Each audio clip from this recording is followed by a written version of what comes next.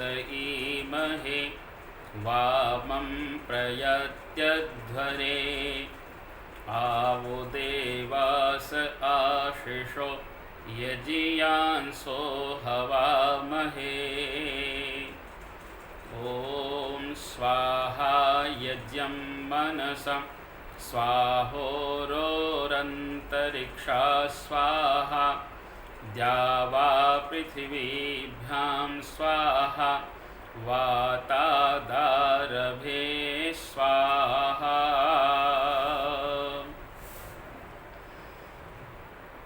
कुंड में अस्थि डाल यजन भ्रष्ट करे सभी, बड़े क्रूर विकराल काले कुरूप कुटिल हैं।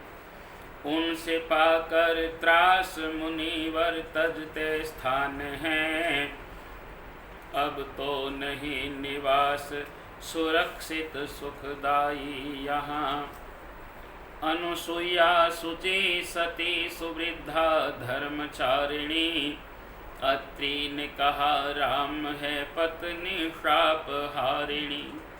मेरी संगिनी है ये धर्मरता अनुसारिणी, कही गई है सुभा तप से कल्याणकारिणी।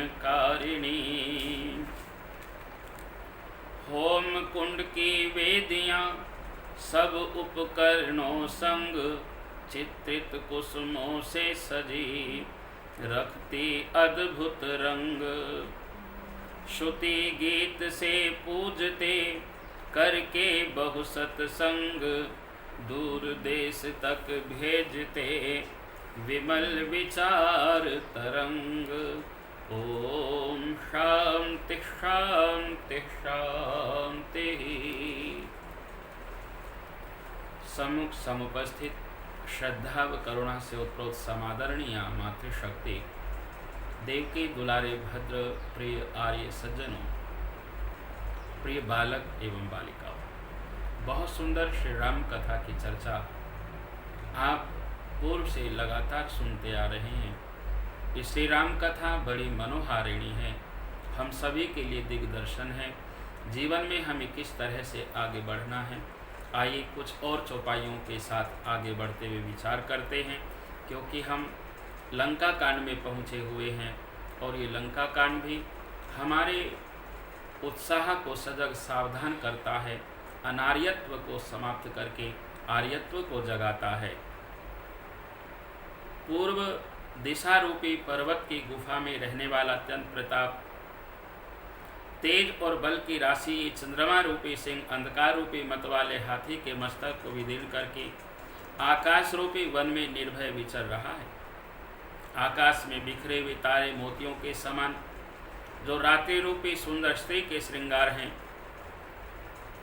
श्री राम ने कहा, भाइयों, चंद्रमा में जो ये कालापन है वो क्या है, अपनी बुद्धि के अनुसार कहो।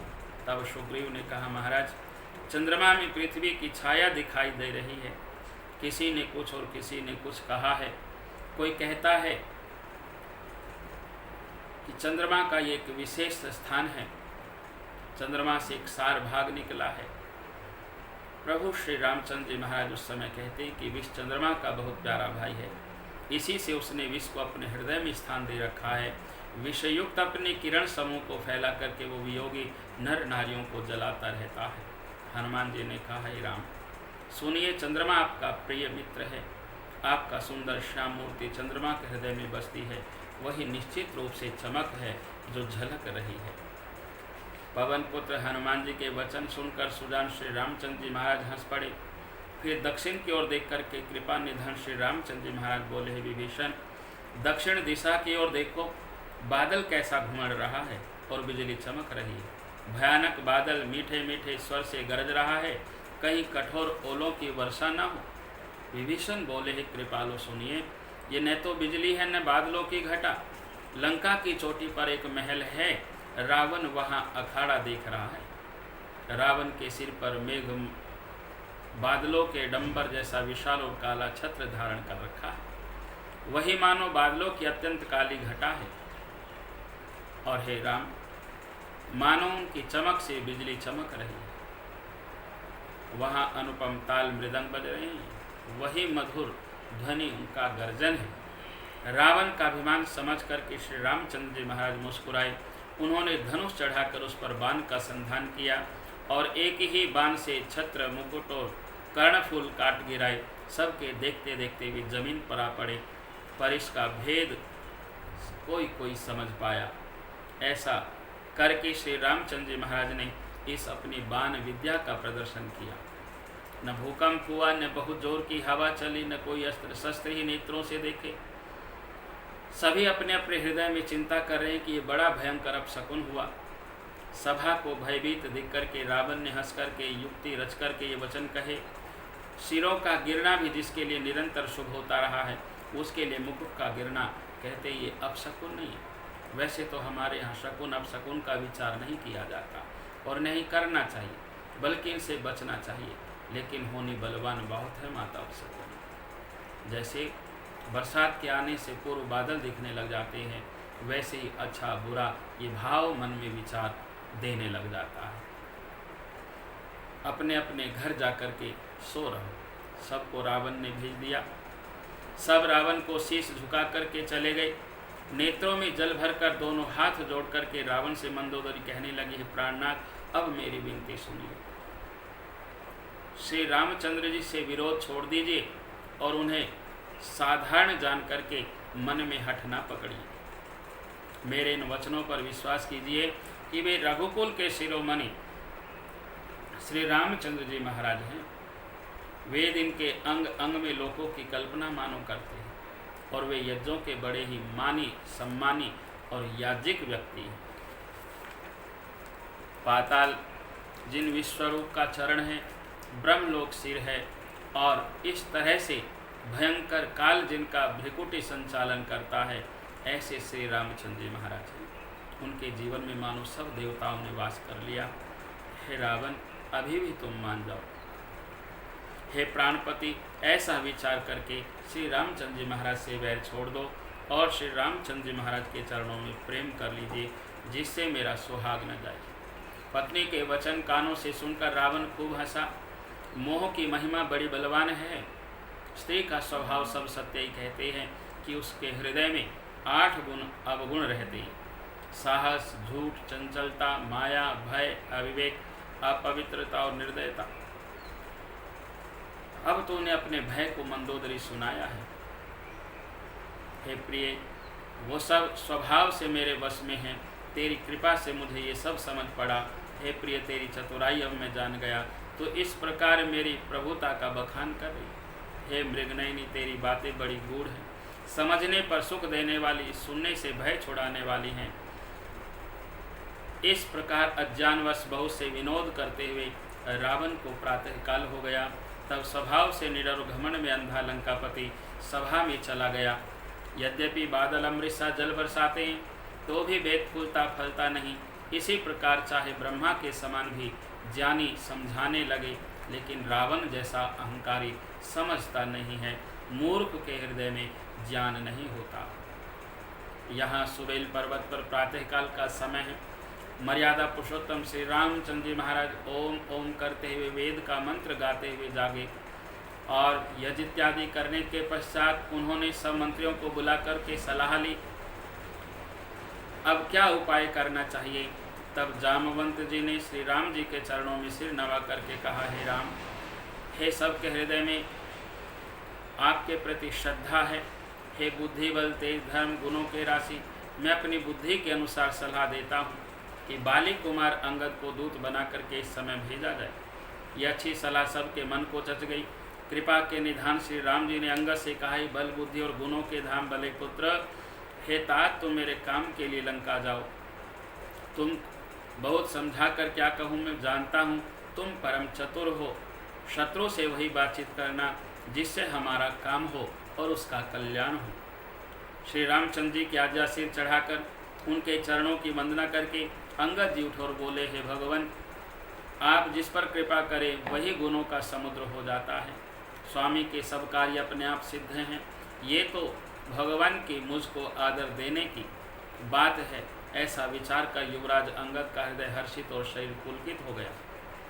चरणों में नमस्ते करके और श्री रामचंद्र जी महाराज की प्रभुता को हृदय में धरकर अंगद सबको सिर नवा करके चल पड़े। ईश्वर की कृपा, श्री राम जी के प्रताप को हृदय में धारण किए वे रणबांकुरे वीर बालीपुत्र स्वाभाविक निर्भय। लंका में प्रवेश करते ही रावण के पुत्र से भेंट हो गई, जो वहाँ खेल रहा था। बातों ही बातों में दोनों झगड़ा बढ़ गया, क्योंकि दोनों ही अतुलनीय बलवान थे और फिर दोनों की युवावस्था थी। उसने अंगद पर लात उठाई, अंगद ने वहीं पैर पकड़कर उसे घुमाकर जमीन पर दे पटका, अर्थात मार गिरा। राक्षस के समूह भारी योद्धा देखकर जहाँ तहाँ भाग चले। वे डर के मारे पुकारे भी न मचा सके, एक दूसरे को मरम नहीं बतलाते। उस रावण के पुत्र का वध समझकर सब चुप मार करके रह जाते हैं। नगर में कोलाहल मच गया, जिससे लंका जलाई थी। मानो वही फिर हनुमान जी वापस आ गए। सब अत्यंत भयभीत होकर विचार करने लगे कि विधाता अब न जाने क्या करेगा। वे बिना पूछे ही अंगद को राह बता देते हैं। जैसे ही वे देखते हैं वही डर करके भाग जाते हैं या उनका मुख सूख जाता है। मर्यादा पुरुषोत्तम श्री रामचंद्र जी महाराज के स्मरण करके अंगद रावण की सभा के द्वार पर पहुँचे। वे धीर वीर बल की राशि अंगद सिंह की ऐसी एक शान से इधर उधर देखने लगे। तुरंत ही उन्होंने एक राक्षस को भेजा, रावण को अपने आने का समाचार सूचित किया। सुनते ही रावण हंसकर बोला, बुला लाओ। कहाँ हैं? आज्ञा पाकर बहुत से दूत दौड़े, वानरों में हाथी के समान अंगद को बुला लाए। अंगद ने रावण को ऐसे बैठे हुए देखा जैसे कोई प्राण युक्त काजल का पहाड़ हो। भुजाएं वृक्षों के, सिर पर्वतों के शिखरों के समान, अनेक अलंकारों से युक्त बड़ा भारी रावण को दिखाया। अंगद को देखते ही सब सभासद उठ खड़े हुए। ये देखकर रावण के हृदय में बड़ा क्रोध हुआ। जैसे मतवाले हाथियों के झुंड में सिंह चला जाता है, वैसे श्री राम जी के प्रताप का हृदय में स्मरण करके वे निर्भय सभा में सिर नवाकर सब बैठ गए। रावण ने कहा, अरे वानर, तू कौन है? अंगद ने कहा, हे दशग्रीव, मैं श्री रामचंद्र जी महाराज का दूत हूँ। मेरे पिता और तुम मित्रता थी, इसलिए है भाई मैं तुम्हारी भलाई के लिए यहाँ आया हूँ। तुम्हारा उत्तम कुल है, पुलस्त्य ऋषि के तुम पुत्र हो। शिव जी, ब्रह्मा जी इत्यादि तुम्हें अनेक प्रकार से पूजे हैं, उनसे वर पाए हैं। लोकपाल और सब राजाओं को तुमने जीत लिया। राजमद से या मोहवश तुम जगत जननी सीता जी को हर लाए हो। अब तुम मेरे शुभ वचन सुनो। श्री रामचंद्र जी महाराज तुम्हारे सब अपराध क्षमा कर देंगे। दांतों में तिनका दबाओ, गले में कुल्हाड़ी डालो और कुटुंबियों सहित अपनी स्त्रियों को साथ लेकर आदरपूर्वक श्री सीता जी को आगे करके इस प्रकार सब भय छोड़ करके चलो। और हे शरणागत के पालन करने वाले रघुवंश शिरोमणि मर्यादा पुरुषोत्तम श्री राम जी, मेरी रक्षा कीजिए, रक्षा कीजिए। इस प्रकार 8 प्रार्थना करो। 8 पुकार सुनते ही श्री रामचंद्र जी महाराज निर्भय कर देंगे। ऐसा कहते हुए अंगद विचार दे रहा है। रावण ने क्या कहा है, क्या विचार दिया है, इस बात की चर्चा फिर आपके सामने करेंगे। आज इन बात और भावों के साथ ओम शांति शांति शांति।